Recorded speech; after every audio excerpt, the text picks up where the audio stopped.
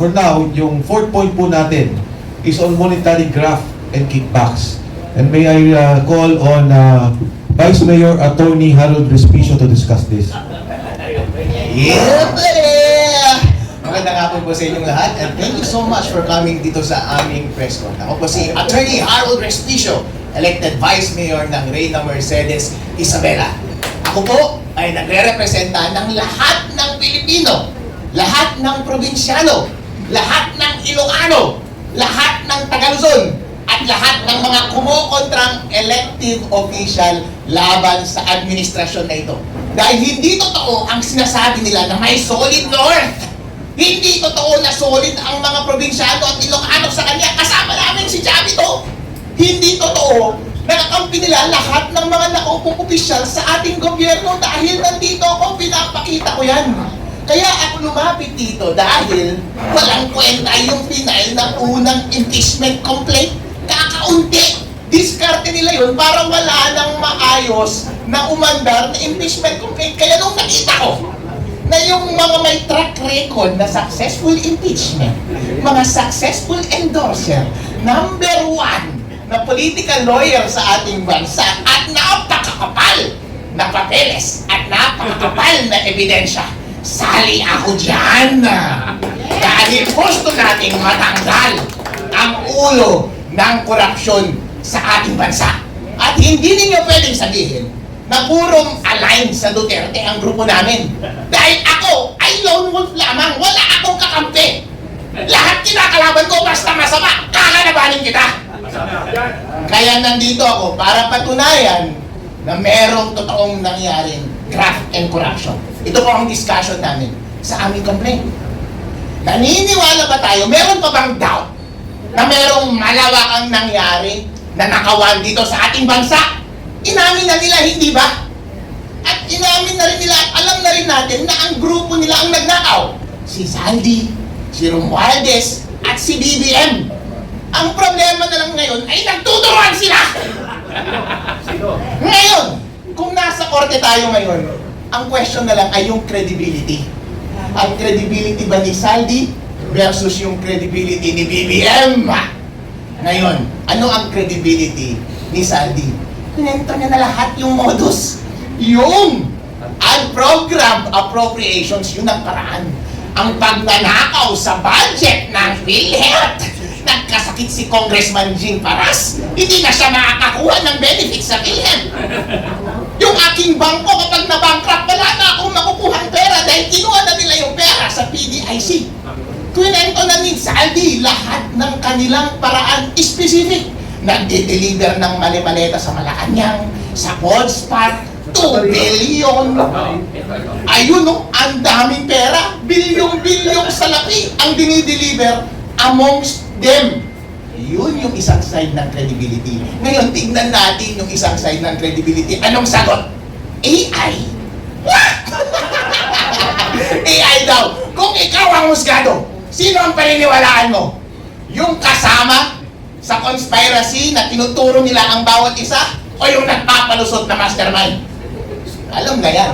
Kapag ikaw ang husgado, convicted yan. Kaya ang tanong lamang, ang simpleng question lamang on the ground of graft and corruption dito sa aming impeachment complaint. Maniniwala ka ba kay Saldi? Kapag naniniwala ka kay Saldi at hindi ka naniniwala sa palusot ni BBM, impeach dapat si BBM dahil ground for impeachment ang graft and corruption. Ano sinasabi niyo? Ano sinasabi niyo parati yung sister yung post ko? Kasama yung post ko sa portal? Bawal pa yun.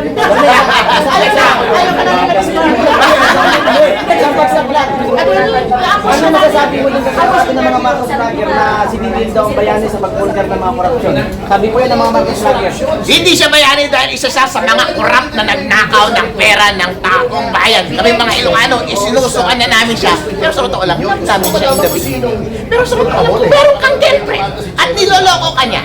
May kipag-break ka ba o hindi?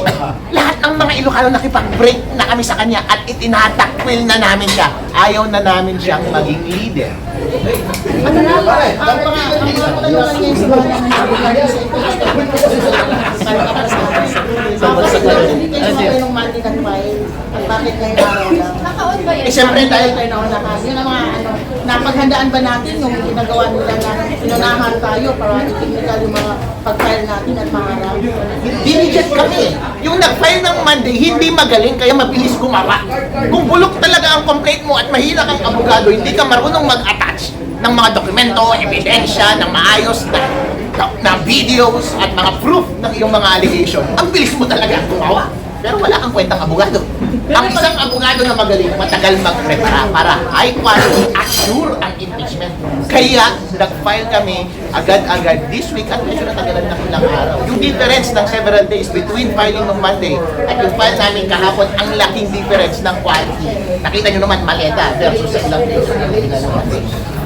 So last year po ba na po ang impeachment until January? Yeah, pali pinaghanda na natin yan simula pa lumabas yung unang issue na involved si BBM sa pagnanakaw ng kaban ng bayan dahil obligasyon po ng bawat Pilipino once nakita mo ng iyong leader ay nagnanakaw ng pera, i-avail mo dapat ang sarili mo sa binibigay ng konstitusyon para siya ay matanggal dahil hindi tayo pwedeng mag-iis na pamunuan tayo ng mga magnanakaw. Kung anumang avenue ang ibinibigay ng konstitusyon para tanggalin ang isang korap na leader, kailangan nating gawin. Kaya handa-handa kami para sa impeachment na ito. Kaso nga lang, sinunod tayo pa. If ever attorney, titignan natin yung legal side, if ever talaga na gagawa talaga sila ng maraming analysis. So, maaasahan natin itong reklamo natin, mapupunta na sa Supreme Court. Sabi ng mga kasama ko kanina, seryosong kinokonsidera namin. Pero, Solskjaer, yung deputy mo, lalo ka na BBM, kabahan na kayo. Dahil hindi kami titigil at hahabulin namin kayo. Kami, yung grupo namin, kami yung tipong hindi nagpapatalo. Kilala nyo kami. Mabuhay! Yeah, Attorney! Sir, isa na lang. Isang bagsak! Tony, bakit hindi tinanggap yung isang bareta yung reklamo? Tinanggap lang yung 4 na pirasong papel. Dahil kurap silang lahat! Attorney, Ate Melby po, merong press con kahapon sa Malacanang at ayon kay Claire Castro, anya, ang mga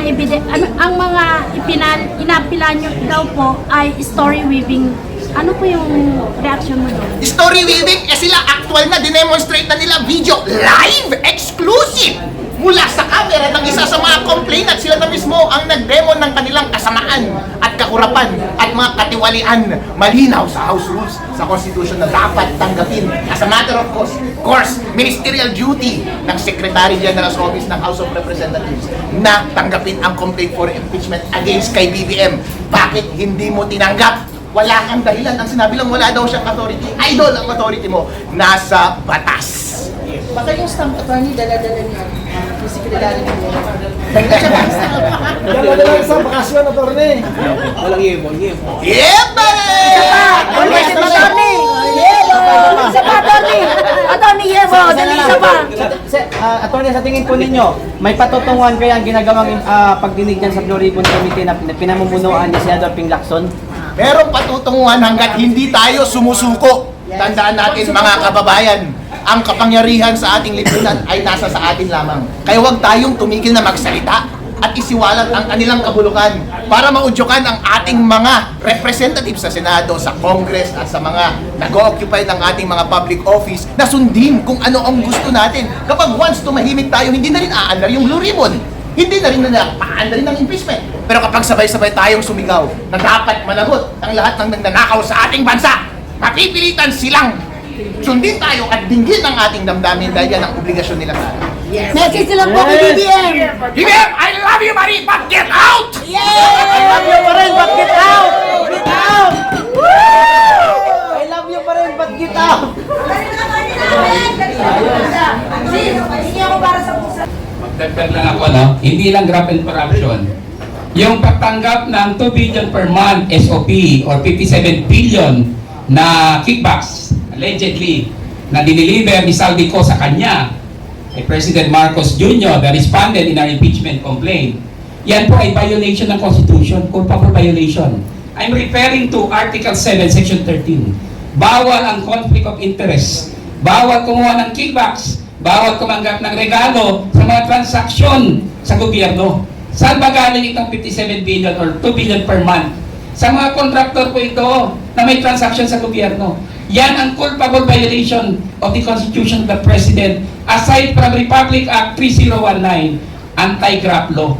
Dalawa po ang kanyang violation dito sa kickback scheme or SOP na sinabi ni Sandy Co. Yung bribery ay kasama na sa graft and corruption, kasama na rin siya dito sa Article 7, Section 13 of the Constitution.